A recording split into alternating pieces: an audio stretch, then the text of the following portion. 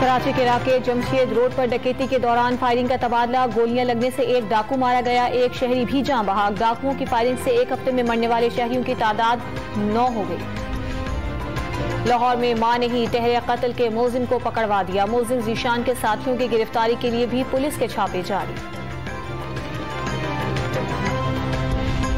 रवल कोहिस्तान में दरिया पर खंभों से बनाया गया आरजी पुल मौत की इशारा बन गया। 2 नौजवान पुल से दरिया में गिरकर जान बहक।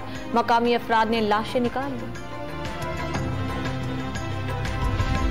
तुर्किया से आने वाला सैलाब मुतासरीन के लिए इमदादी सामान कस्टम हाउस तफ्तान से क्लियर।